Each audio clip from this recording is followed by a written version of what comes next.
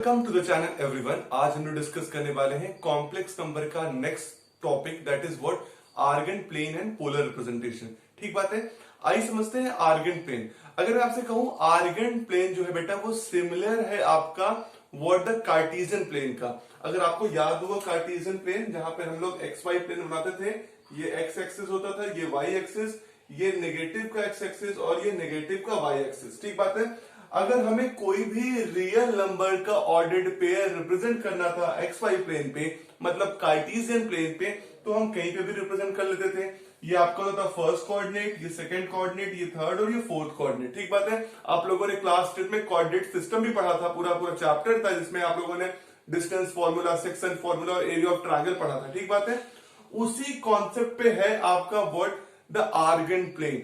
Means आपको अगर real number को रिप्रेजेंट करना है और रियल नंबर का कोई भी ऑर्डर्ड पेयर है एक्स वाई के फॉर्म में बेटा, तो आप उसको इन 4 कोऑर्डिनेट में कहीं भी रिप्रेजेंट कर सकते हो कि नहीं। जैसे मैं आपसे बोलूं कि आपके पास 1 2 है, तो 1 2 में कहां रिप्रेजेंट करोगे? देखो पहला जो है वो एक्स है, तो एक्स एक्सिस में 1 भी पॉजिटिव और 2 भी पॉजिटिव, तो ये इधर कहीं पे होगा, यहाँ पे 1 और यहाँ पे कहीं पे 2, तो ये पॉइंट हो गया आपका 1 2। ठीक बात है।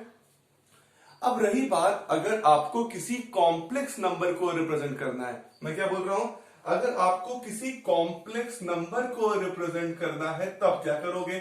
If you have to represent any complex number, then how you will represent that complex number into the what x Y plane. अब मेरी बात समझ लो, आपको जो आर्गेंट प्लेन ये पढ़ना है, ये Argand plane is just similar to the Cartesian plane और X Y plane that you have studied for the real numbers. ठीक बात है।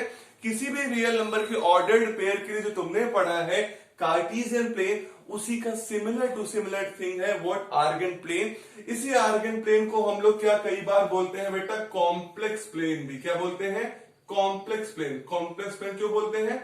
For the representation of what complex number. अब मेरी बात समझो, तुम्हारे पास कोई कॉम्प्लेक्स नंबर है z, तुम z से रिप्रेजेंट करते हो कॉम्प्लेक्स नंबर को। मान लो उसका जनरल फॉर्म है x प्लस आई वाई। क्या है? x प्लस आई वाई। ठीक है। अब तुम्हें पता है कि z is equal to x plus I y है, तो जो बेटा x है वो क्या है आपका? वो तो रियल पार्ट होगा। क्लियर है कि नहीं? जो पहला पार्ट है x वो है रियल पार्ट और y क्या है आपका? इमेजिनरी पार्ट है। ठीक बात है। तो मैं क्या बोल रहा हूं, if you have to represent any complex number, if you have to represent any complex number on the what xy plane, तो उसे हम लोग बोलेंगे आर्गेंट प्लेन। और आर्गेंट प्लेन भी जो होगा आपका वो सेम टू सेम क्या होगा आपका? कार्टेशियन प्लेन की तरह होगा। यहां पर भी दो म्यूचुअली परपेंडिकुलर एक्सिस होंगी। ये एक्सिस होगी एक्स एक्सिस और ये negative x axis x dash, ये एक्सिस वाई एक्सिस और ये negative y axis y dash. Clear बात है। अब समझो, हम कोई भी कॉम्प्लेक्स नंबर को क्या कर सकते हैं? इस आर्गेंट प्लेन, जिस प्लेन पे हम लोग कॉम्प्लेक्स नंबर को रिप्रेजेंट करेंगे, उस प्लेन को हम लोग बोलेंगे आर्गेंट प्लेन और कॉम्प्लेक्स प्लेन। ठीक बात है। Let us suppose that we have a generalised example of what a complex number और standard form is what X plus I Y. तो एक्स प्लस आई वाई में आपको पता है, अगर हम इसको ऑर्डर्ड पेयर एक्स वाई के फॉर्म में लिखेंगे, तो बात समझ लो, अगर एक्स वाई के फॉर्म में लिखेंगे तो एक्स जो है वो क्या दिखाएगा? रियल पार्ट को रिप्रेजेंट करेगा और वाई क्या करेगा? आपके इमेजिनरी पार्ट को रिप्रेजेंट करेगा। इसी प्रकार अगर किसी भी कॉम्प्लेक्स नंबर को आपको आर्गेंट प्लेन में रिप्रेजेंट करना है, तो आर्गेंट प्लेन का जो एक्स एक्सिस होगा वो आपका रिप्रेजेंट क्या करेगा? रियल पार्ट को, और वाई एक्सिस क्या करेगा? आपको इमेजिनरी पार्ट को रिप्रेजेंट करेगा हर के लिए। यहां पर भी क्या होंगे? First coordinate, second coordinate, third coordinate और फोर्थ कोऑर्डिनेट। ठीक बात है। इस आर्गेंट प्लेन को इसलिए समझना बहुत महत्वपूर्ण है क्योंकि polar representation of complex number is totally dependent on the what Argand plane. अब इस बात को समझो, जैसे कोई एग्जांपल के तौर पे ले लूं मैं। हाँ, एक बात और समझ लीजिए, हम जब एक्स एक्सिस को क्या बोलते हैं पता है? यहां पर बोलते हैं रियल एक्सिस। याद रखिएगा, आर्गेंट प्लेन में हम लोग एक्स एक्सिस को बोलेंगे रियल एक्सिस, क्योंकि रियल नंबर्स को हम रिप्रेजेंट करने वाले हैं। Because you all know what complex number is what the combination of real number as well as what the imaginary number. तो एक्स एक्सिस आपका रियल एक्सिस हो गया बेटा, और वाई एक्सिस को आप लोग कहोगे क्या? Imaginary axis. क्या बोलने वाले हो? Imaginary axis. जहां पर इमेजिनरी नंबर्स को रिप्रेजेंट करोगे वो एक्सिस क्या होगी? वाई एक्सिस होगी। ठीक बात है। अब एक बात समझो, जैसे आप लोगों ने रियल नंबर को ऑर्डर्ड पेयर को रिप्रेजेंट किया है, सेम ऑर्डर में आप इमेजिनरी नंबर्स और रियल नंबर्स के कॉम्बिनेशन को, कॉम्प्लेक्स नंबर को भी वैसे रिप्रेजेंट करने वाले हो। जैसे मैं आपसे बोलूं, आपके पास एक नंबर है z is equal to what 2 plus 3i। तो 2 प्लस 3i का मतलब समझ पा रहे हो क्या है? इसका मतलब अगर तुम्हें रिप्रेजेंट करना है आर्गेंट प्लेन में तो क्या करोगे? x के लिए तुम 2 आ जाएगा और y के लिए क्या आ जाएगा? तुम्हारा 3 आ जाएगा। समझ पा रहे हो? जो i है वही y है। i मतलब इमेजिनरी एक्सिस वाला। तो 2 और 3 तुम जाओ फटक से, यहाँ पे तुम्हारा 1 है, यहाँ पे तुम्हारा 2 है, और y एक्सिस पे ये 1, ये 2 और ये 3। तो जहां पे 2 और 3 ये पॉइंट तुमने रिप्रेजेंट कर दिया, तो ये तुम्हारा 2 और 3 हो गया। इसी प्रकार से तुम किसी को भी z is equal to 9 minus 4i, तो 9 माइनस 4i का मतलब क्या है? x एक्सिस पे 9 और y एक्सिस पे -4। तो देखो पॉजिटिव का x का पॉजिटिव इधर रहेगा और y का नेगेटिव किधर हो जाएगा? नीचे हो जाएगा। तो आगे जाके 9, नीचे आके -4 इधर हो जाएगा। क्लियर बात है? तो एकदम कहने का मतलब है जैसे आप लोगों ने कार्टेशियन प्लेन में रिप्रेजेंट किया था रियल नंबर ऑर्डर्ड पेयर को, वैसे ही सेम टू सेम आप रिप्रेजेंट करोगे किसको? कॉम्प्लेक्स नंबर को आर्गेंट प्लेन में। बेसिकली उस कार्टेशियन प्लेन को कार्टेशियन नहीं कहेंगे, कहेंगे आर्गेंट प्लेन, और व्हाट वी से अ कॉम्प्लेक्स प्लेन। ठीक बात है? जरा ये जनरलाइज एग्जांपल के तौर पे चले और उसको हम रिप्रेजेंट करते हैं। आपको ये बात याद रहेगी कि आपका जो जनरल फॉर्म रहेगा उसमें हमेशा एक्स एक्सिस पे आप क्या बोलोगे? उसको रियल एक्सिस, और वाई एक्सिस को क्या बोलोगे आप? Imaginary axis. ठीक बात है? आइए समझते हैं इस बात को। z is equal to x plus i y, let us suppose that ये आपके पास एक कॉम्प्लेक्स नंबर है, और अगर इस कॉम्प्लेक्स नंबर को आपको बेटा रिप्रेजेंट करना है आर्गेंट प्लेन पे, तो कैसे रिप्रेजेंट करोगे? अगर ये लिखा है x प्लस आई बाई, इसका मतलब ऑर्डर्ड पेयर क्या है? X y. एक्स भी पॉजिटिव और y भी पॉजिटिव। तो आपको पता है दोनों पॉजिटिव किस कोऑर्डिनेट में? फर्स्ट कोऑर्डिनेट में। यहाँ पे सारे पॉजिटिव होते हैं, यहाँ x नेगेटिव y पॉजिटिव, यहाँ क्या x भी नेगेटिव y भी नेगेटिव, वो फोर्थ कोऑर्डिनेट में क्या? x पॉजिटिव और y नेगेटिव। क्लियर बात है? अब देखिए जैसे मुझे एक्स वाई रिप्रेजेंट करना है, तो मैं क्या करने वाला हूं? केवल अभी बस एक्सिस को ड्रॉ कर लेते हैं और यहां से भी ये सब हटा देता हूं ताकि आपको एक जनरलाइज वे मिल जाए। जनरलाइज वे मिल जाएगा तो आपकी थोड़ा आसानी हो जाएगी, क्योंकि अभी पॉइंट की बात हम नहीं कर सकते ना कि 1 और 2 की बात करें ना, ऐसा नहीं कर सकते। तो जैसे ये है आपका आर्गेंट प्लेन हो गया, ठीक, ये x हो गया, ये x डैश हो गया, ये y हो गया और ये y डैश हो गया। मैं क्या बोल रहा हूं कि मुझे कोई generalise z is equal to x plus y complex number को रिप्रेजेंट करना है, ठीक है, और दोनों ही पॉजिटिव है तो फर्स्ट कोऑर्डिनेट में है। तो ये पॉइंट मान लेते हैं कि आपका P नाम ले देते हैं और इसका नाम है XY। ये क्या है? XY। इसका मतलब क्या है? जो XY है ये कॉम्प्लेक्स नंबर है, z is equal to what? x plus I Y. और ये जहां पर आपको पता है दोनों एक्सिस मीट करती हैं उसे आप लोग क्या बोलते हैं? ओरिजिन। तो O क्या हो गया? ओरिजिन। और अगर मैं आपसे कहूं यहां से आप लाइन को ज्वाइन कर दो तो ये क्या हो जाएगा? OP। समझ पा रहे हैं? O to P क्या है?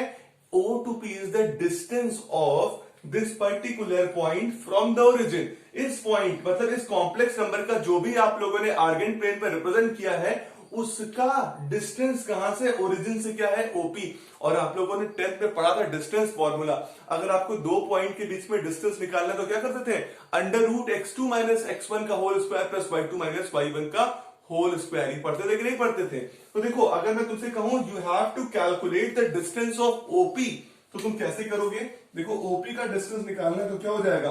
अंडर रूट में x2 माइनस x1, तो इसका तो कोऑर्डिनेट 0 0 तुम्हें पता है ओरिजिन का, तो क्या हो जाएगा? x माइनस 0 का whole square plus y minus 0 का होल स्क्वायर। कितना हो जाएगा? तो OP का वैल्यू कितना हो जाएगा सर? ये OP का वैल्यू हो जाएगा अंडर रूट में x square plus y square. और कॉम्प्लेक्स नंबर के फॉर्म में आपको पता है x square plus y square क्या होता है? कॉम्प्लेक्स नंबर के फॉर्म में अंडर रूट में x square plus y square modulus होता है। याद है कि नहीं आपको? मॉडुलस होता है। इसका मतलब कभी भी ओरिजिन से किसी पॉइंट का डिस्टेंस क्या होगा? जनरलाइज पॉइंट का, that the modulus of the function. तो या modulus of the complex number, तो ये क्या लिख सकते हैं? Mod of z। ये जो दूरी है O टू P, O से P का जो डिस्टेंस है OP, वो क्या है? Mod of z। मतलब modulus of this particular vote complex number हमेशा ओरिजिन से लेके उस पॉइंट का डिस्टेंस होने वाला है। क्लियर बात है? लेट अस सपोज दैट अगर मुझे इसी आर्गेंट प्लेन में आपको इस कॉम्प्लेक्स नंबर का कॉन्जुगेट को रिप्रेजेंट करना है, तो तुम कैसे रिप्रेजेंट करोगे? देखो तुम्हारे पास कॉम्प्लेक्स नंबर है x प्लस आई वाई, ठीक है, and you all know what conjugate क्या होता है। कॉन्जुगेट का मतलब अगर मैं यहाँ पे z बार कर दूं, z बार, तो z बार क्या हो जाएगा, x माइनस आई वाई हो जाएगा कि नहीं, x माइनस आई वाई, यही तो होता है बेटा आपका what, x minus I why he तो कॉन्जुगेट होता है। इसका मतलब ये क्या हो जाएगा कोऑर्डिनेट, इसका कोऑर्डिनेट हो जाएगा x और माइनस वाई, x क्या होगा और माइनस वाई होगा। अब मैं आपसे कहूं कि x और माइनस वाई को आप आर्गेंट प्लेन पे रिप्रेजेंट करो, तो देखो क्या होगा, x का डिस्टेंस तो अभी भी वही रहने वाला है, समझ पा रहे हो, x तो इतने दूर पे ही हो, तुम अभी भी हो, और y जो पॉजिटिव था y था वो कहां हो जाएगा, नेगेटिव y, और तुम कह दोगे ये जो पॉइंट है तुम्हारा वो क्या हो जाएगा, this point is said to be what, p of x minus y. और आपका देख पा रहे हो जो कॉन्जुगेट बन रहा है, जो कॉन्जुगेट बन रहा है वो एक्स वाई का क्या बन रहा है, मिरर इमेज बन रहा है। देख पा रहे हो, मिरर ऐसे इमेज बनती है ना, चीजें यहां रखी तो उसका अपोजिट यहां नीचे बन रहा है। तो कोई भी कॉम्प्लेक्स नंबर का कॉन्जुगेट क्या है, उस कॉम्प्लेक्स नंबर का क्या है, मिरर इमेज है। कहां पे देख रहे हो, उसी एक्सिस पे। तो देख पा रहे हो एक्स एक्सिस पे ही मिरर इमेज बना, बस वाई क्या हो गया, नेगेटिव हो गया। और अभी भी जो डिस्टेंस होगा ओपी, ये क्या होगा, मॉड ऑफ जेड होगा, ठीक बात है, क्या होगा, मॉड ऑफ जेड, क्योंकि डिस्टेंस क्या हो गया अभी भी कांस्टेंट, क्योंकि फॉर्मूला लगाओगे तो ये क्या होगा, x माइनस 0 का whole square plus minus y minus 0 का होल स्क्वायर करोगे तो होल स्क्वायर, तो रिजल्ट हमेशा क्या करेगा, पॉजिटिव ही रिटर्न करने वाला है। अगर पॉजिटिव रिटर्न करेगा तो रिजल्ट क्या आ जाएगा, अंडर रूट में x square plus y square. Clear बात है। तो ये पूरी कहानी थी किसकी, आपकी पता है, आर्गेंट प्लेन की। आइए हम लोग पढ़ते हैं अब क्या, polar representation of the complex number. Polar representation of complex number. Let us suppose that we have a complex number z. Let we have a complex number z x plus i y. जैसा आप लोग जानते हो generalise form में कि हमारे पास एक complex number है z x प्लस आई वाई। देखिए पोलर रिप्रेजेंटेशन बहुत ही इंपॉर्टेंट है, ठीक बात है, तो इसको आप एंगुलर रिप्रेजेंटेशन भी कहते हैं कई बार, ठीक बात है। आइए समझते हैं इस बात को। हम पहले बनाते हैं, हमारे पास एक आर्गेंट प्लेन है, आर्गेंट प्लेन में ये आपका एक्सिस क्या है, एक्स एक्सिस, और ये एक्स डैश है, और ये वाई एक्सिस है, ये वाई डैश है, ठीक बात है। अब देखिए हम लोग क्या बोल रहे हैं कि हमारे पास एक कॉम्प्लेक्स नंबर है z, जिसका क्या है, x प्लस आई वाई है, ठीक बात है। तो मान लीजिए ये कहीं कोई पॉइंट का रिप्रेजेंटेशन करता है, ये पॉइंट P है, और ये पॉइंट आपको बता रहा है कि इसका कोऑर्डिनेट अगर मैं कहूं एक्स वाई है, तो यहां पे लिख देता हूं P का कोऑर्डिनेट कितना है, एक्स वाई है, ठीक बात है, क्योंकि आप देख पा रहे हो कि z is equal to x plus y है, तो इसका कितना हो गया, x प्लस आई वाई है, तो x का वैल्यू कितना हो जाएगा, रियल एक्सिस में x हो जाएगा और इमेजिनरी एक्सिस में क्या हो जाएगा, y हो जाएगा। अब देखिए एक बात और समझिए, ये आपका ओरिजिन है, ठीक है, और बेटा ये क्या है, जो ये आपका कोऑर्डिनेट है, it is forming angle theta, ये एंगल थीटा बना रहा है किससे, पॉजिटिव एक्स एक्सिस से, ठीक बात है, या मैं कहूं एंगल एक्स ओ पी का वैल्यू जो है वो कितना है, थीटा है। इस बात को समझिएगा, इसमें दो ही बात समझना था। आपके पास एक कॉम्प्लेक्स नंबर है z is equal to x plus I Y, और it is forming angle theta with the positive direction of X axis, X axis से वो कितना बना रहा है, थीटा डिग्री बना रहा है। हमेशा याद रखिएगा एक्स एक्सिस से ही आप एंगल बनाने वाले हो, ठीक बात है। अब देखो दूसरी बात समझो, अगर मैं तुमसे बोलूं कि अगर आपको ये रिप्रेजेंट करना है, ठीक है, ये रिप्रेजेंट करना है एंगल थीटा, तो क्या हो जाएगा, ये एंगल एक्स ओपी का जो वैल्यू है वो थीटा डिग्री हो जाएगा।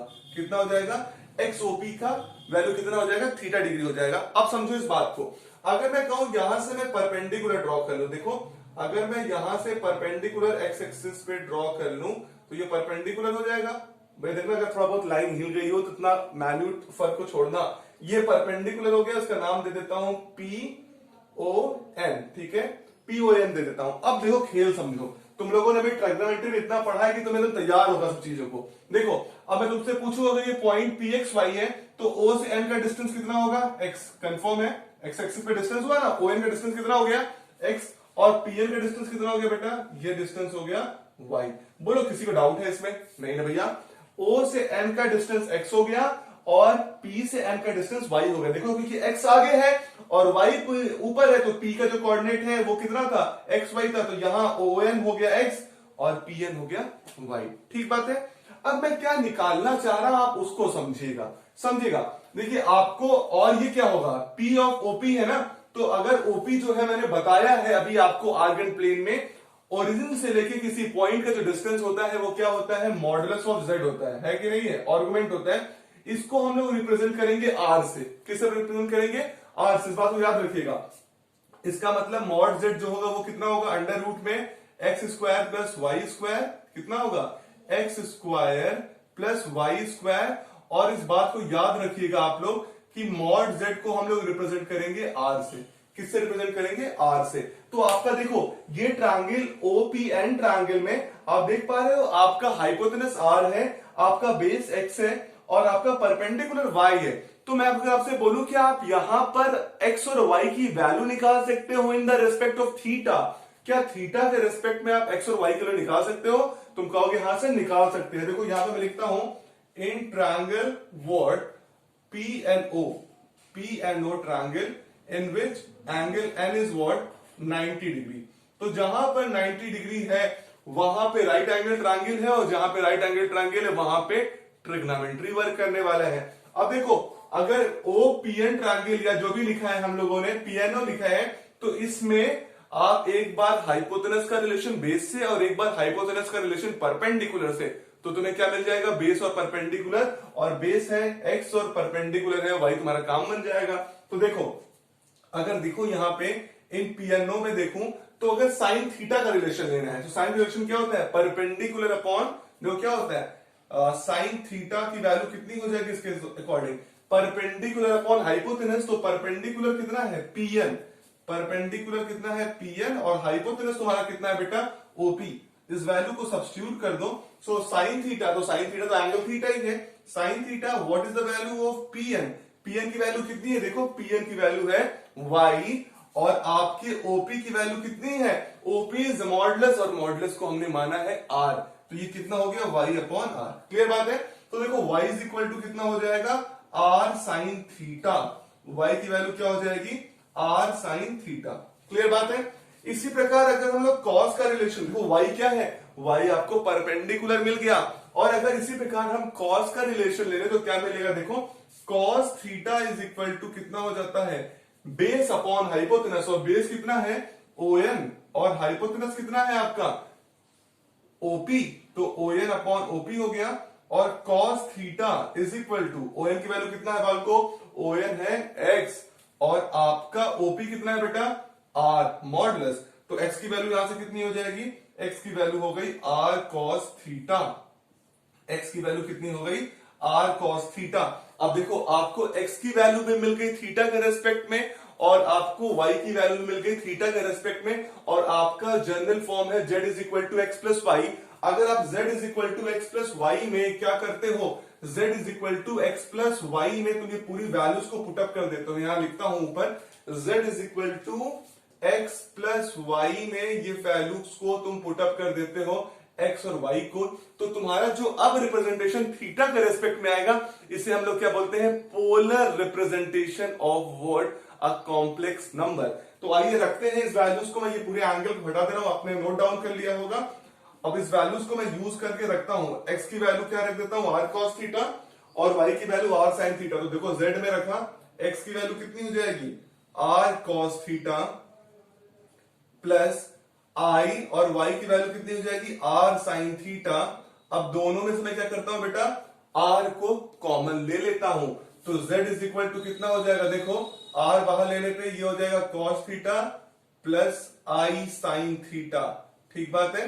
तो ये जो z बन के आया, आप इसको भी याद कर सकते हो, r cos theta plus I r sin theta, या बाहर वाला कॉमन ले लो, r कॉमन लेने पे cos theta plus I sin theta. ये क्या है आपका, this is what the polar form of a complex number, form of complex number. किसी भी कॉम्प्लेक्स नंबर का पोलर फॉर्म यही है, क्या है, r cos theta plus I r sin theta, या बाहर r ले लोगे कॉमन तो cos theta plus I sin theta. देखना बेटा यही जो फॉर्म रहेगा आपका, इसी फॉर्म में आप बार बार r निकालोगे और थीटा निकालोगे। अभी थीटा के बारे में बता रहा हूं मैं। अब सुनो इस बात को, तो r की वैल्यू मैंने बताई है, क्या ये है modulus x square plus y square. ठीक बात है। अब बात समझो, थीटा को हम लोग बोलते हैं आर्गुमेंट। क्या बोलते हैं, आर्गुमेंट। क्या बोलते हैं, थीटा को आर्गुमेंट बोलते हैं, कई जगह हम लोग इसको एम्पलीट्यूड भी बोलते हैं, तो जो आपको समझ में आए। अधिकतम जगह क्या होता है, आर्गुमेंट या एम्पलीट्यूड थीटा होता है। अब देखो थीटा क्या था, थीटा था ये जो एंगल बन रहा था वो, और पूरे प्रश्न में थीटा ही निकालना जो है ना सबसे कठिन काम है और सबसे इंटरेस्टिंग काम है। अगर थीटा आपका निकल जा रहा है तो काम खत्म हो जाएगा। देखो मैं समझाऊंगा आपको, थीटा आप पल भर में निकाल लोगे, ठीक बात है। तो इस बार थीटा के बाद हम लोग polar representation of complex number ये जान गए हैं कि z is equal to r under bracket में cos theta plus i sine theta, ठीक बात है। और थीटा आर्गुमेंट है और r की वैल्यू क्या है, मॉडुलस है बेसिकली अंडर रूट में x square plus y square. आइए समझते हैं आर्गुमेंट का कॉन्सेप्ट क्या है, समझ पा रहे हैं आप इस बात को। आइए देखते हैं। देखिए ये आपका आर्गन प्लेन है बेटा, ठीक। तो सबसे पहले जो बेसिक एग्जांपल है तो उसको समझते हैं। अगर आपका मान लीजिए ये पॉइंट है P, ठीक है, और पॉइंट P XY यहां पे बना रहा है, XY बना रहा है, और ये एंगल थीटा बना रहा है, तो theta is what, the argument. Theta अगर आर्गुमेंट है तो समझिए आर्गुमेंट का रोल क्या है, सबसे महत्वपूर्ण बात वही है। देखो और थीटा का मतलब है, अगर मैं तुमसे बोलूं कि ये देखो 0 है और ये पाई है और फिर रोटेट करोगे 2 पाई हो जाएगा, ठीक बात है। जैसे मैं बोला कि अगर अभी आप यहाँ फर्स्ट क्वाड्रेंट पे हो, ये सेकंड क्वाड्रेंट, ये थर्ड और ये फोर्थ क्वाड्रेंट है ना, तो अगर तुम फर्स्ट क्वाड्रेंट पे हो तो थीटा ये वैल्यू आ रहा है, ठीक बात है। मतलब यही कॉम्प्लेक्स नंबर, जैसे अगर मैं आपसे बोलूं जनरल फॉर्म है कॉम्प्लेक्स नंबर का x प्लस आई वाई, जो एंगल भी बना रहा है आपका यहां 0 से लेके पाई बाई 2 के बीच में, इतना एंगल थीटा बना रहा है, ठीक बात है। ये आपका आर्गुमेंट हुआ। लेकिन अगर मैं कहूं आपसे क्या ये आर्गुमेंट फिक्स आर्गुमेंट हो गया, नहीं। अगर आपको पता है जब ये 2 पाई का रोटेट करके, जैसे ये पता है 0 से लेके 2 पाई फिर यहां पे आ जाएगा, जब ये 0 से लेके 2 पाई करके फिर एक बार आएगा, जो थीटा इसमें ऐड होगा बेटा फिर क्या हो जाएगा, वही तो रिजल्ट देगा। आपको पता है सारे ट्रिग्नोमेट्रिक फंक्शंस हमेशा 2 पाई इंटरवल के बाद सेम रिजल्ट देते हैं। तो जैसे मैं आपसे कहूं कि 2 पाई प्लस थीटा हो जाए, चाहे 4 पाई प्लस थीटा हो जाए, और चाहे 6 पाई प्लस थीटा हो जाए, सबकी वैल्यू थीटा ही आ जाएगी। तो आप कौन सी वैल्यू लेंगे थीटा का, आप कौन सा एंगल लेंगे, 2 पाई प्लस थीटा वाला, 4 पाई प्लस थीटा वाला, 6 पाई प्लस थीटा वाला, ऐसे तो n पाई तक पहुंच जाएंगे। किस वैल्यू को आप लेने वाले हो, समझ पा रहे हो कि नहीं। आपको हर 2n पाई इंटरवल के बाद रिजल्ट सेम आ रहा है कि नहीं, 2 पाई घूमा फिर रिजल्ट सेम, 2 पाई घूमा रिजल्ट सेम। तो क्या करना पड़ेगा, अगर जैसे आप लोगों ने याद करिए, हम लोगों ने ट्रिग्नोमेट्रिक इक्वेशन में प्रिंसिपल सॉल्यूशन निकालने के लिए क्या किया था, अपने इंटरवल को क्लोज किया था। यही काम हमें कॉम्प्लेक्स नंबर में अपने आर्गुमेंट निकालने के लिए क्या करते हैं, रिस्ट्रिक्ट करते हैं। अगर हम लोग अपने एंगल को जो थीटा है उसको रिस्ट्रिक्ट कर देते हैं तो ये कहलाता है principal argument of the complex number. अब समझ लीजिए इस बात को, आप जब भी एंगल निकालते हो कॉम्प्लेक्स नंबर के लिए, जो थीटा होता है, जो हम बोलते हैं वो आर्गुमेंट, तो आपका वो थीटा हमेशा क्या होता है, पाई के बराबर या छोटा और माइनस पाई से बड़ा, ठीक बात है। जो थीटा होगा आपका ग्रेटर होगा माइनस पाई से और लेस देन और इक्वल टू होगा पाई से। मतलब कहा जाए तो आपका जो आर्गुमेंट है वो माइनस पाई से बड़ा और पाई से छोटा या बराबर होगा, और इसको हम लोग बोलेंगे क्या, प्रिंसिपल आर्गुमेंट। तो प्रिंसिपल आर्गुमेंट यही हो गया आपका, क्या है ये, प्रिंसिपल आर्गुमेंट, ठीक बात है। प्रिंसिपल आर्गुमेंट ये है आपका कि minus pi two plus pi की बात हम कर रहे हैं। तो समझ आए बात, जब भी आप एंगल लोगे, आर्गुमेंट निकालोगे किसी भी कॉम्प्लेक्स नंबर का, वो इसी इंटरवल में होगा, पाई से अधिक नहीं हो सकता, माइनस पाई से कम नहीं हो सकता, ठीक बात है। अब इस बात को समझिए, हमें ये समझना पड़ेगा जो सबसे इंपॉर्टेंट कॉन्सेप्ट है, ठीक बात है। मैं आपको बताऊंगा, आपको एकदम समझ में आ जाएगा एक बार में। देखिए जैसे मैं आपसे कहता हूं कि आपके पास ये पहला, एक बार में समझते हैं ना, ये पहली बार है, ठीक। अगर मैंने बोला क्या, आपको पता होगा एक बात है, देख लीजिए जरा सा, अगर ये है, अगर आप एंटी क्लॉकवाइज में रोटेशन करते हो, एंटी क्लॉकवाइज में रोटेशन करते हो तो एंगल क्या बनता है, पॉजिटिव, और अगर तुम क्लॉकवाइज में रोटेशन करोगे तो एंगल क्या बन जाएगा, नेगेटिव, ठीक बात है। तो अगर मैं कहूं ये 0 है और ये पाई है, ठीक है, अगर तुम इस तरीके से जाओगे तो पॉजिटिव एंगल बनाओगे, और अगर इस तरफ जाओगे तो नेगेटिव एंगल बनाओगे, ठीक बात है। मतलब इसी 0 से लेके पाई के बीच का पूरी कहानी तुम्हारी हो जाएगी पॉजिटिव एंगल। अगर तुम ऊपर से जाओगे ऐसे तो तुम्हारा पॉजिटिव एंगल बनेगा, पॉजिटिव पाई बनेगा, और अगर ऐसे जाओगे तो बन जाएगा नेगेटिव का पाई बन जाएगा। ठीक बात है। बस पॉजिटिव और नेगेटिव का खेल कहां है, क्लॉकवाइज और एंटी क्लॉकवाइज का ही तो खेल है। क्लियर है। अब देखो अगर तुम्हारा जो है पॉइंट, जो आपका कॉम्प्लेक्स नंबर है, अगर बेटा वो फर्स्ट क्वाड्रेंट में लाई करता है ना, पता है आपको, first quadrant, second quadrant, third quadrant और फोर्थ क्वाड्रेंट, अगर फर्स्ट क्वाड्रेंट पे लाई करता है तो एंगल थीटा होगा। ठीक है, एंगल थीटा होगा। और अगर एंगल थीटा होगा तो कोई दिक्कत नहीं है, समझ में आई बात, क्योंकि पॉजिटिव एंगल चाहिए, 0 से पाई चाहिए, कोई भी समस्या नहीं है। ठीक बात है। तो आपका थीटा ये आराम से निकल जाता है। लेकिन समझो इस बात को, अगर तुम्हारा क्या है कि आपका जो कॉम्प्लेक्स नंबर है वो सेकंड क्वाड्रेंट में लाई करता है, अगर आपका कॉम्प्लेक्स नंबर सेकंड क्वाड्रेंट पे लाई करता है तो ये पॉइंट हुआ pxy, और हमेशा हमने बोला जो थीटा एंगल होगा वो positive direction of X axis से लेना है, positive direction of X axis से लेना है। तो देखो यहां से इस बार थीटा ये हो जा रहा है। ठीक बात है कि नहीं, ये थीटा हो रहा है तो ये एंगल निकालना है। तो समझना इस बात को, अभी मैं बताऊंगा कैसे इस एंगल को निकाल सकते हो। देखो ये अगर तुम्हें डायरेक्टली निकालना पड़े तो बड़ा टेढ़ा खेल है कि इतना एंगल कैसे निकालोगे, लेकिन मैं अभी बताऊंगा तुम्हें समझ में आ जाए एक बार में। अब देखो इस तरीके से इधर देखो, अगर तुम्हारा मान लो ये जो एंगल है वो क्या है, इस तरफ आ गया, मतलब जो आपका कॉम्प्लेक्स नंबर है वो थर्ड क्वाड्रेंट में आ गया, तो देखो इधर क्या करना पड़ेगा, इस तरीके से ये एंगल बन जाएगा। देख पा रहे हो, इस तरीके से ये एंगल बन जाएगा। तो यहां तक तो 0 है और ये यहां तक पाई है, और तुम अगर पाई को एंटी क्लॉकवाइज डायरेक्शन में घुमाते घुमाते बढ़ गए तब ये एंगल तो पाई से अधिक हो जाएगा, और आपका थीटा का वैल्यू बोला है -π2 + पाई है, पाई से अधिक नहीं हो सकता बेटा। इसका मतलब हमें कुछ ना कुछ करना पड़ेगा। और आपको पता है थीटा क्या है, theta is every time what, theta क्या है, हमेशा positive direction of X axis से है। ठीक है, तो अगर हम कहें कि थीटा इसको ले लेंगे तो थीटा ये भी हो जाएगा, इसको तब नहीं लेंगे। बात समझ में सब लोगों को। तो अगर ऐसे क्लॉकवाइज में रोटेट कर देंगे तो क्या हो जाएगा, ये आपका ये बन जाएगा एंगल। ठीक बात है।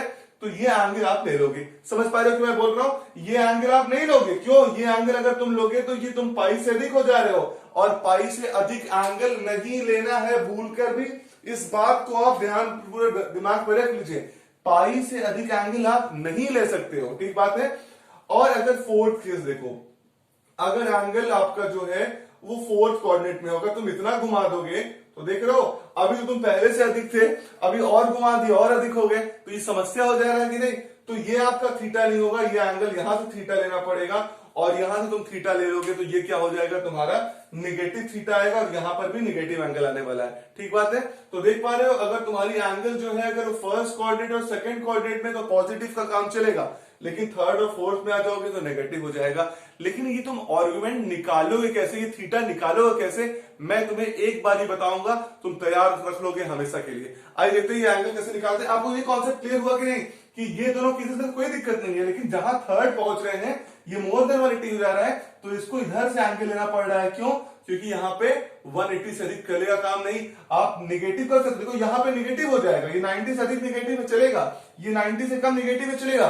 अगर क्लॉकवाइज रोटेशन करोगे तो निगेटिव हो जाएगा, पता है ना आप लोगों को। और दूसरी बात, हमेशा एंगल आर्गुमेंट जो आप लोगे वो कहां से लेने वाले हो, positive direction of X axis से। ठीक बात है। आइए समझते हैं कैसे आप एंगल्स को निकालेंगे। एकदम आसान सा कॉन्सेप्ट है, तुम समझ जाओगे बेटा, देखते रहो।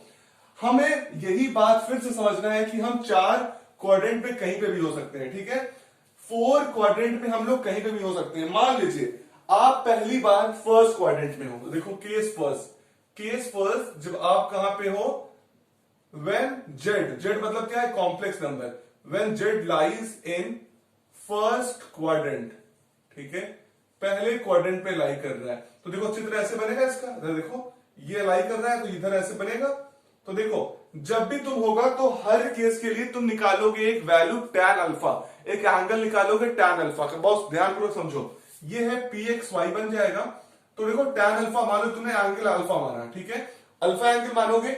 अब तुम्हें निकालना है थीटा, आर्गुमेंट क्या होगा तुम्हारा, थीटा।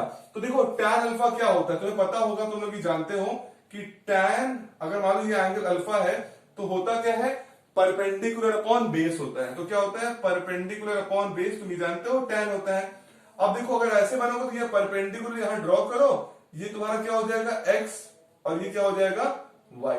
बहुत ध्यान पूर्वक समझना, बहुत इंपॉर्टेंट लाइन है।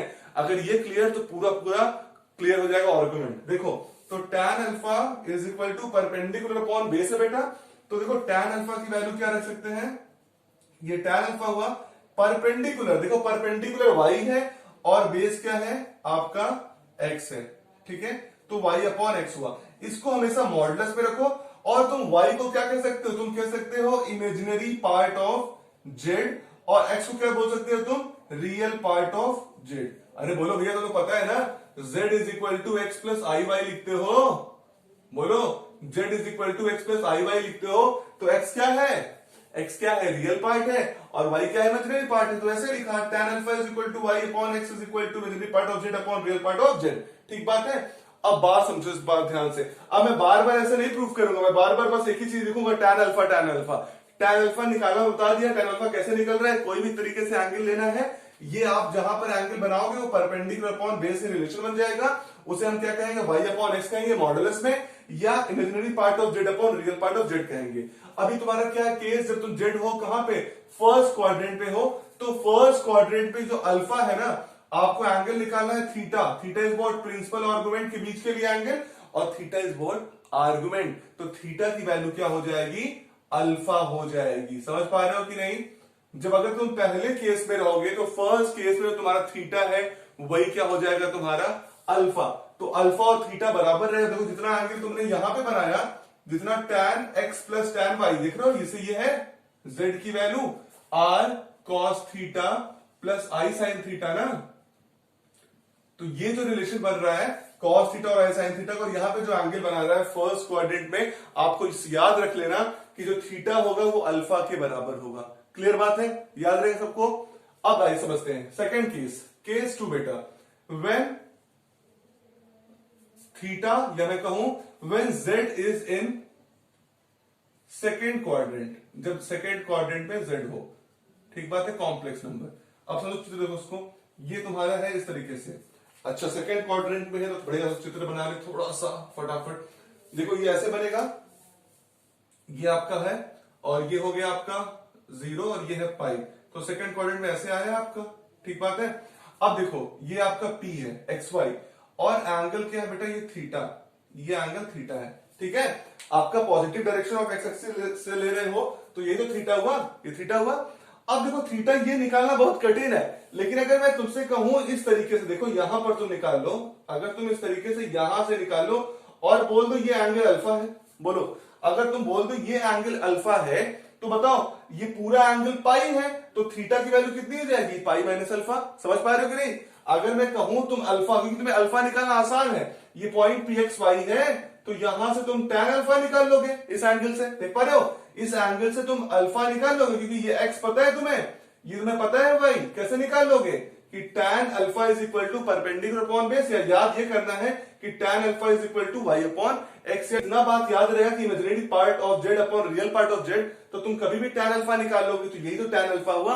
अगर तुम ये बेटा tan अल्फा निकाल लोगे, थीटा नहीं निकाल लोगे, तो थीटा क्या हो जाएगा तुम्हारा, तो थीटा इज इक्वल टू, अगर पूरे एंगल में से इस पाई को में से अल्फा को माइनस कर लोगे, तो थीटा इज इक्वल टू कितना हो जाएगा, पाई माइनस अल्फा। याद रहेगा तुम लोगों को कि सेकंड जब बात करेंगे, जब सेकंड क्वाड्रेंट पे रहेंगे, तो हम लोग क्या करेंगे, अल्फा निकाल लिया बेटा एंगल, अल्फा एंगल निकालने के बाद कैसे अल्फा निकालेंगे, tan अल्फा हर बेसा, क्योंकि tan अल्फा निकालना किसी भी कॉम्प्लेक्स नंबर का बहुत ही आसान है। आप एक परपेंडिकुलर ड्रॉ करो, तुम्हें हमेशा परपेंडिकुलर और बेस पता रहेगा, उससे तुम अल्फा निकाल लिए, इतना एंगल अल्फा हो गया, तो ये एंगल थीटा है, ये एंगल क्या होगा, अगर तुम पूरे एंगल में से पाई में से अल्फा माइनस करोगे तुम्हें थीटा मिल जाएगा, तो theta is equal to pi minus alpha हो जाएगा।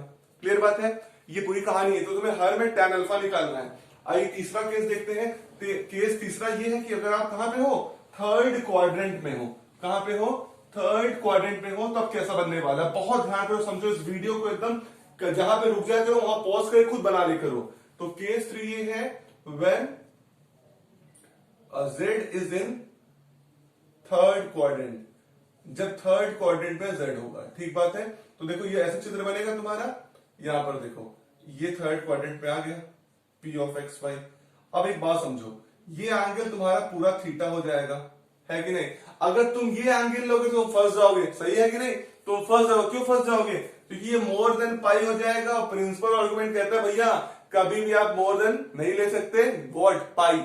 आप पाई से अधिक नहीं ले सकते हो, तो पॉजिटिव एंगल का तो कोई सवाल ही नहीं है। तुम्हें कौन सा एंगल लेना पड़ेगा? नेगेटिव एंगल लेना पड़ेगा। कंफर्म बात सबको समझ में आ रही है मैं क्या बोल रहा हूं? कि अगर तुमने ये एंगल लिया तो मोर देन पाई हो जाएगा, और मोर देन पाई तो ले ही नहीं सकते हो, तो एंगल तुम्हें इधर से लेना पड़ेगा, क्योंकि positive direction of X axis से लेना ही लेना है। तो इधर से तुम लोगे तो ये एंगल तुमने माना थीटा, ठीक है।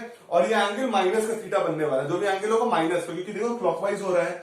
लेकिन ये तुम निकालोगे कैसे? नहीं निकाल पाओगे। कुछ नहीं बेटा, फिर वही कहानी, इसको मान लो अल्फा, और जैसे तुमने इसको अल्फा मानोगे वैसे ये क्या हो जाएगा? ये परपेंडिकुलर और ये बेस, और जैसे ये परपेंडिकुलर वो बेस तुम फटाक से निकाल लोगे। क्लियर बात है कि नहीं? क्या निकाल लोगे? tan alpha. तो tan alpha is equal to तुम्हें पता है imaginary part of z upon real part of z, और ब्रैकेट को क्लोज करो। जैसे तुम्हारा tan अल्फा आ गया, मैं बोला तुम्हें tan अल्फा मिल गया, मतलब अल्फा मिल गया। अगर अल्फा मिल जाएगा तो ये एंगल क्या हो जाएगा? पूरा एंगल पाई, तो इतना एंगल कितना हो जाएगा? थीटा इज इक्वल टू हो जाएगा पाई माइनस अल्फा। बताओ मुझे एक बात, मैं गलत बोल रहा हूं कि सही बोल रहा हूं? अगर तुम्हें इतना अल्फा मिल गया, अल्फा कैसे निकाल लोगे? tan अल्फा का रिलेशन लेके what? Imaginary of z upon real of z से, तो थीटा की वैल्यू हो जाएगी पाई माइनस अल्फा। ठीक बात है। लेकिन आपने तो सही लिखा पाई माइनस अल्फा, पूरा का पूरा पाई है, तो पाई में से अल्फा माइनस थीटा मिलेगा। लेकिन थीटा पॉजिटिव वाला एंगल नहीं बनने वाला है, आपने क्लॉकवाइज में लिया है, तो आंसर कितना हो जाएगा? माइनस का pi by alpha. Minus pi में से आप अल्फा को माइनस करोगे तो जो रिजल्ट आएगा वही थीटा होगा। देखो आप लोगों ने एकदम सही किया। क्लियर बात है? कंफर्म है? अब देखो फोर्थ केस, समझ में आया नहीं बात? कंफर्म है ना कि थीटा इज इक्वल टू कितना हो गया? आप पाई में से अल्फा को माइनस करो, थीटा तो मिलेगा, सही है। माइनस क्यों लगाया? क्योंकि ये क्या है? नेगेटिव एंगल है, क्योंकि कैसे है? क्लॉकवाइज रोटेशन हुआ है। ठीक। केस फोर्थ, जब क्या होगा? when z is in fourth quadrant. जब फोर्थ क्वाड्रेंट में क्या होगा आपका? z। एकदम आसान सा है, कुछ मतलब नहीं है, 0 और पाई। तो फोर्थ क्वाड्रेंट ये हुआ, बोलो ये हुआ ना फोर्थ क्वाड्रेंट। ये पॉइंट लिख लो नाम इसका, p ऑफ एक्स वाई। अब बताओ क्या एंगल ऐसे लोगे? अगर एंगल एंटी क्लॉकवाइज लोगे भाई, वही एक्स्ट्रा हो गया था पाई से, ये तो 270 से अधिक हो जाएगा, तो पॉसिबल नहीं। एंगल कौन से लेना पड़ेगा? इस प्रकार से। अगर तुम इसको अल्फा मानते हो एंगल को, ठीक है, अभी एंगल इधर से लेना पड़ रहा है, मान लो तुमने इसको अल्फा माना, क्योंकि अल्फा निकालना आसान है। और यहां से क्या कर लोगे? ये हो जाएगा एक्स तुम्हारा, और ये तुम्हारा हो जाएगा वाई। तो तुम tan अल्फा तो तुरंत निकालोगे, तो tan alpha is equal to what? Imaginary part of z upon real part of z। अब मुझे बताओ, जितना तुम्हारा अल्फा आया उतना ही तो थीटा होगा, जितना ही तुमने किया, क्योंकि एंगल क्या है तुम्हारा? जितना एंगल तुम बना रहे हो positive direction of X axis से, वही तो तुम्हारा क्या है बेटा? वही तो तुम्हारा क्या है? टोटल का टोटल रिजल्ट है किसका? आर्ग्यूमेंट का।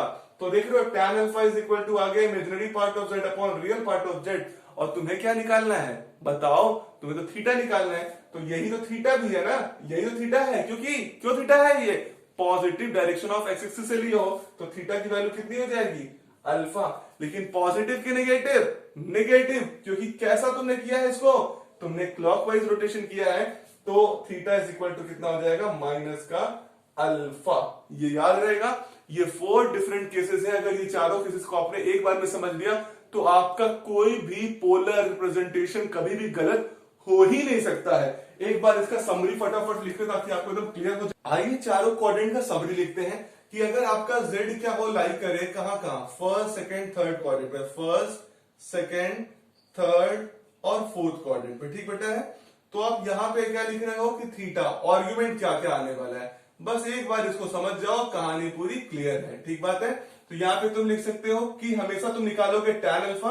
tan अल्फा का मतलब है modulus of y upon x, या तुम्हें पता है y का मतलब क्या है? Imaginary part of z upon real part of z। ठीक बात है। जो तुम्हारा मन करे उसे तुम अप्लाई कर सकते हो, y अपॉन एक्स करो, चाहे imaginary part of z upon real part of z। इससे तुम tan अल्फा निकाल लोगे, और tan अल्फा निकालते ही तुम थीटा निकाल लोगे। अगर तुम फर्स्ट क्वाड्रेंट में हो, थीटा की वैल्यू क्या है? अल्फा के बराबर है। ठीक बात है। अगर तुम सेकंड क्वाड्रेंट में, थीटा की वैल्यू क्या है? पाई माइनस अल्फा के बराबर है। जान लो, ये कॉन्सेप्ट रखोगे तो तुम्हारा कोई भी क्वेश्चन मिस ही नहीं होगा। और अगर थर्ड क्वाड्रेंट में, थीटा की वैल्यू क्या होगी? पाई माइनस अल्फा होगी, लेकिन नेगेटिव एंगल बनेगा, क्योंकि यहां पे क्या हो जाएगा? क्लॉकवाइज हो जाएगा। और लास्ट क्वाड्रेंट में थीटा इज इक्वल टू क्या हो जाएगा? माइनस का अल्फा, क्योंकि आप क्या हो जाओगे? क्लॉकवाइज में चले जाओगे। ठीक बात है। तो बेटा ये था polar representation of what a complex number. Clear बात है बेटा। केसेस ये हो सकते हैं अगर मान लीजिए कॉम्प्लेक्स नंबर आपका एक्सिस पे लाई कर जाए। अभी जितना आपने डिस्कस किया वो एक्सिस पे लाई नहीं कर रहा था। अगर मान लीजिए if your complex number, if complex numbers lies on the axis या number lies at the axis, अगर एक्सिस पे लाई करेगा एट द एक्सिस, तब क्या बनेगा आपका आर्गुमेंट। देन थीटा की वैल्यू क्या क्या हो सकती है, तो समझो एक्सिस में समझते हो, एक्स एक्सिस पे या वाई एक्सिस पे। अगर देखो ये 0 है और ये पाई है, ठीक बात है, ठीक बात है कि नहीं। अब देखो यहां पर क्या है आपका पॉजिटिव है और यहां पे क्या है नेगेटिव है। क्लियर बात है। ये पॉजिटिव का पाई बाई 2 होगा तो यहां पे कितना हो जाएगा, नेगेटिव का पाई बाई 2 हो जाएगा। कंफर्म है। देख लो इधर एंगल जो बनता है वो क्लॉकवाइज होता है तो नेगेटिव, और ऊपर एंटी क्लॉकवाइज तो पॉजिटिव।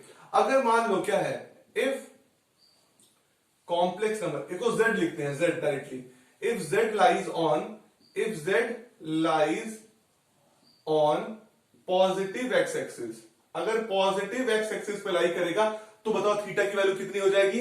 अगर इधर लाई करेगा पॉजिटिव एक्स एक्सिस पे तो थीटा की वैल्यू कितनी हो जाएगी, 0। अगर कहीं यहां लाई कर रहा है, यहां लाई कर रहा है, यहां लाई कर रहा है तो 0 हो गई ना, तो थीटा इज इक्वल टू कितना हो जाएगा, 0। ठीक बात है। तो आपका कहानी खत्म हो जाएगा। अगर मान लो नेगेटिव एक्स एक्सिस पे लाई करेगा तो क्या होगा, तो ये पूरा एंगल ऐसे बना लेगा तो ये कितना हो जाएगा, 180 मतलब पाई हो जाएगा। तो सेकंड केस इसका है, if z lies on negative x axis, अगर नेगेटिव एक्स एक्सिस पे लाई करेगा तो आपका आर्गुमेंट का वैल्यू कितना हो जाएगा, पाई, तो थीटा इज इक्वल टू पाई हो जाएगा। क्लियर बात है। ये हम लोगों ने बात की एक्स एक्सिस की। हो सकता है ये वाई एक्सिस पे लाई करे, ऊपर लाई करे, नीचे लाई करे।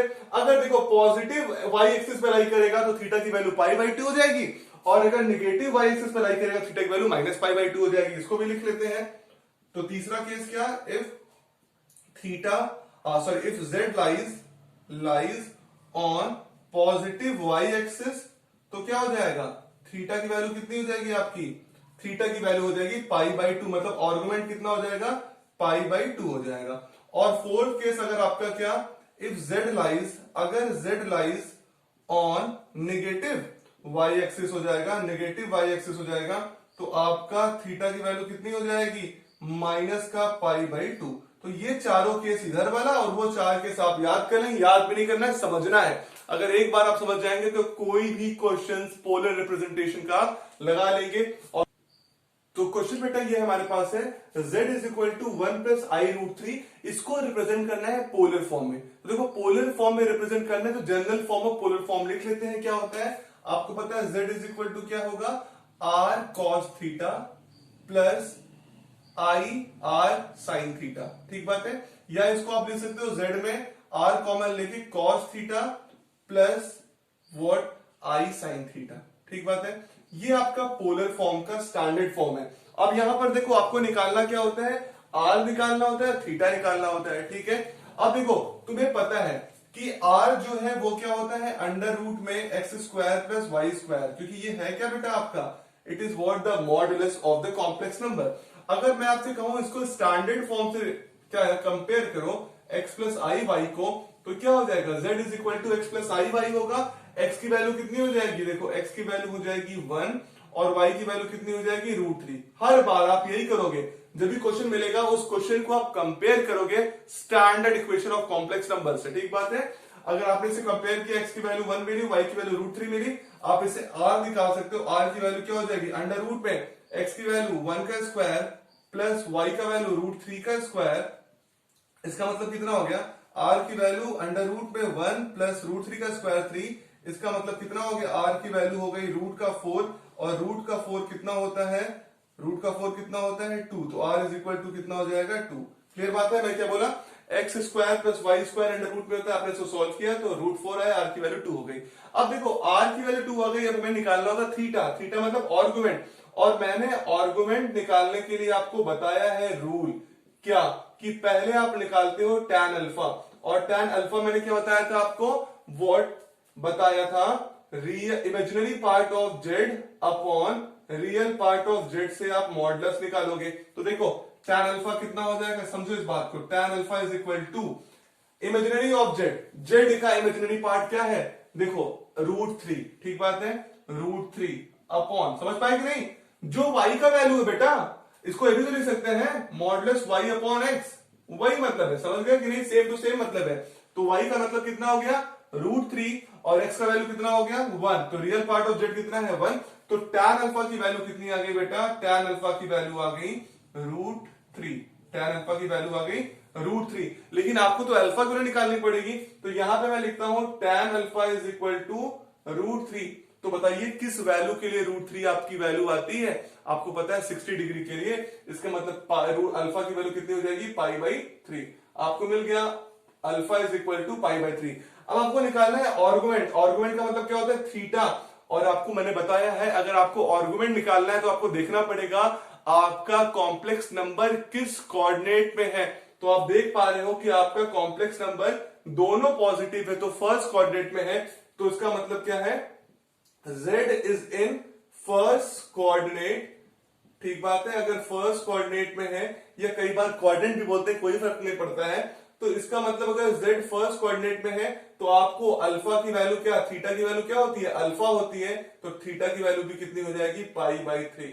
क्लियर बात है, आपको याद होगा मैंने कराया है इसका डेरिवेशन कि थीटा इज इक्वल टू कितना है, अल्फा है, फर्स्ट कोऑर्डिनेट में है, तो यहां पे तुम रख लो, आपका स्टैंडर्ड फॉर्म के बाद पोलर फॉर्म में आंसर कितना हो जाएगा r को तुम बाहर निकलो, r की वैल्यू कितनी तुम निकाले थे 2, और अंदर रखो cos थीटा, तो cos थीटा की value π/3 plus i sin theta sin π/3, तो ये आपका क्या हो गया पोलर फॉर्म आ गया किसका, z is equal to 1 plus i √3 का। तो पहला स्टेप कैसे है, हम स्टैंडर्ड फॉर्म लिखेंगे पोलर फॉर्म का, फिर r निकालेंगे, फिर कंपेयर करके क्या निकालेंगे tan अल्फा, और फिर चेक करेंगे किस कोऑर्डिनेट हमारा कॉम्प्लेक्स नंबर है, वहां से थीटा निकालेंगे। क्लियर बात है, आइए क्वेश्चन और लगा लेते हैं, आपका कॉन्सेप्ट और क्लियर हो जाएगा।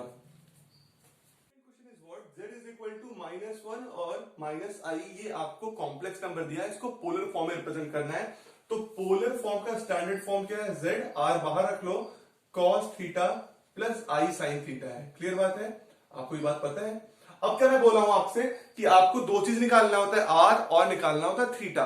ठीक, एक बात समझो, पहले एक बात समझ लो ये किस कोऑर्डिनेट में है, देख पा रहे हो, अगर आपको पता है first coordinate, second coordinate, third coordinate और फोर्थ कोऑर्डिनेट, ठीक बात है, तो ये भी देखो x भी नेगेटिव है, मतलब से अगर कोऑर्डिनेट लिखोगे तो ये ऐसे लिखा है -1 क्यों, आप इसे कंपेयर करोगे, आप इसे कंपेयर करोगे z is equal to x plus i y से, ठीक बात है, तो x कितना हो गया -1 हो गया, y की वैल्यू भी कितनी हो गई -1 हो गई, तो देखो माइनस यहां पर भी और माइनस यहां पर भी, तो ये किस कोऑर्डिनेट पे आ गया, ये आपका आ गया थर्ड कोऑर्डिनेट पे, देख पा रहे हो कि नहीं, x भी नेगेटिव y भी नेगेटिव, किस कोऑर्डिनेट पे, यहाँ x नेगेटिव और यहाँ y नेगेटिव, तो ये कोऑर्डिनेट ये हो गया, मतलब आपका कोऑर्डिनेट ये है -1 का और -1 वाला, तो यहाँ कॉम्प्लेक्स नंबर आपका कहीं पे होगा, तो आपको ये पता है ये पॉजिटिव होता है, तो ये वाला आपको नेगेटिव लेके आप क्या करते हो, एंगल बनाते हो, वो समझाता हूं मैं कैसे करते हैं।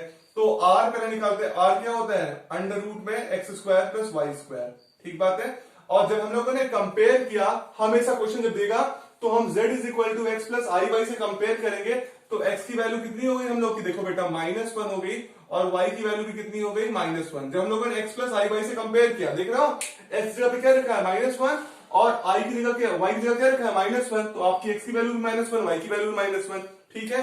अब इसमें आप लोग रख दिए, अब आप वैल्यूज को रखो, r की वैल्यू अंडर रूट में x की वैल्यू -1 का स्क्वायर, y की वैल्यू -1 का स्क्वायर, तो r की वैल्यू कितनी हो गई 1 प्लस 1, मतलब r की वैल्यू हो गई √2, ठीक बात है, r की वैल्यू हो गई √2।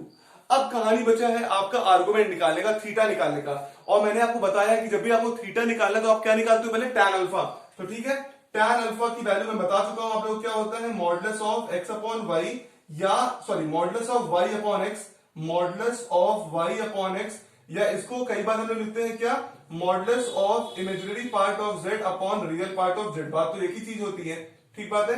अब देखो हमें tan अल्फा निकालना है, तो tan अल्फा की वैल्यू कितनी हो जाएगी, देखो ये है मॉडुलस में, y की वैल्यू कितनी है -1 और x की वैल्यू कितनी है -1, ठीक है, -1 और -1 कितना हो गया, अगर यहाँ पे सॉल्व करें तो tan अल्फा की वैल्यू आ गई 1, ठीक बात है, tan अल्फा की वैल्यू हो गई 1, -1 अपॉन -1 और मॉडुलस में रिजल्ट कितना आ जाएगा 1।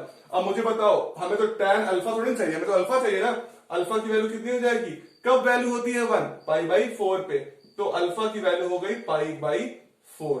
अब कहानी निकला है आर्गुमेंट निकालने का, थीटा निकालने का। और अगर आपको याद हो, अगर मैंने इसको अल्फा मान लिया तो आपको ये निकालना है, तो मैंने बताया था क्या कि आप पाई माइनस अल्फा करोगे तो थीटा आ जाएगा, और वो भी कैसा, नेगेटिव, क्योंकि क्लॉकवाइज है। अगर आपको याद होगा कि हमारा कौन सा पर्टिकुलर सा रिजल्ट जो है ये किस क्वाड्रेंट में लाई करता था, ये लाई करता था आपके किस क्वाड्रेंट में, अगर थर्ड क्वाड्रेंट में। तो आपको याद होगा थीटा की वैल्यू क्या मैंने बताया था, माइनस का पाई माइनस अल्फा। याद होगा आपको, इसके डेरिवेशन में स्टार्टिंग मैंने कराया है। अगर थर्ड कोऑर्डिनेट में आपका कॉम्प्लेक्स नंबर लाई करेगा तो थीटा की वैल्यू माइनस का पाई माइनस अल्फा हो जाएगा। तो रख दो, थीटा की वैल्यू क्या हो जाएगी, माइनस बाहर रहने दो, पाई माइनस अल्फा की वैल्यू पाई बाई 4। तो कितना हो गया देखो, ये हो जाएगा तुम्हारा, माइनस बाहर रहने दो, 4 pi minus pi 3 pi by 4। तो आपको थीटा की वैल्यू कितनी हो जाएगी, थीटा की वैल्यू हो गई माइनस का 3 पाई बाई 4। अब आपको क्या करना है, आपको रखना है पोलर फॉर्म में लिखना है। तो ये क्लियर हो गया, फिगर ही बना सकते हो ये वाला, ये फिगर हमेशा बनाइएगा। पोलर फॉर्म क्या है, z इज इक्वल टू, फिर से लिख देता हूं, r ब्रैकेट में cos theta plus i sin theta. अब आपको i भी मिल गया है और थीटा भी मिल गया है। तो सबसे महत्वपूर्ण बात ये थीटा निकालने का है। इस डेरिवेशन को बार बार देख लो, अगर थर्ड क्वाड्रेंट में लाई करता है तो थीटा की वैल्यू है पाई माइनस अल्फा, और बाहर भी नेगेटिव। इस बात को ध्यान पूर्वक समझ लेना सब लोग। अब z निकालना है तो z is equal to r, r की वैल्यू कितनी है, √2। तो √2 लिख लो बेटा, और ब्रैकेट में cos थीटा, cos थीटा की वैल्यू कितनी निकाले, माइनस का 3 पाई बाई 4। ठीक बात है, माइनस का 3 पाई बाई 4 प्लस i, और साइन थीटा की वैल्यू कितनी हो जाएगी, साइन का 3 माइनस का 3 पाई बाई 4। ठीक बात है। और तुम्हारा मन कर रहा है इसको और सॉल्व कर सकते हो। आपको पता है कॉस ऑफ माइनस थीटा क्या होता है, कॉस थीटा होता है। साइन ऑफ माइनस थीटा क्या होता है, माइनस साइन थीटा होता है। इसको भी लिख दूं क्या, तो z इज इक्वल टू हो जाएगा √2। अब कॉस में माइनस है तो कोई फर्क नहीं पड़ेगा, कॉस 3 पाई बाई 4 हो जाएगा।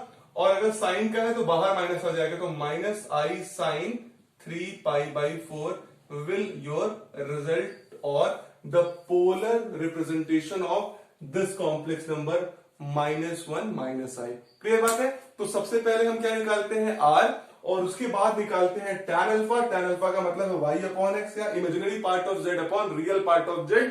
इसको सॉल्व करके अल्फा की वैल्यू निकालते हैं, जो अल्फा की वैल्यू निकलती है उसे थीटा की वैल्यू निकाल लेते हैं। थीटा इज इक्वल टू क्या होता है, पाई माइनस अल्फा, और बाहर नेगेटिव का थर्ड कोऑर्डिनेट में है, क्योंकि आप लोगों ने क्लॉकवाइज किया और क्लॉकवाइज में एंगल नेगेटिव। ठीक बात है बेटा। तो ये था आर्गेंट प्लेन और polar representation of a complex number. अगर अभी भी आपको कोई भी डाउट हो तो आप उसे कमेंट बॉक्स में बताइए। अगर आपको ये वीडियो अच्छा लगा हो, मुझे मेरा काम अच्छा आपको लगा हो, तो वीडियो को लाइक करिए और वीडियो को शेयर करिए। और अगर अभी तक चैनल सब्सक्राइब नहीं किया तो चैनल को सब्सक्राइब करिए और खूब पढ़ते रहिए।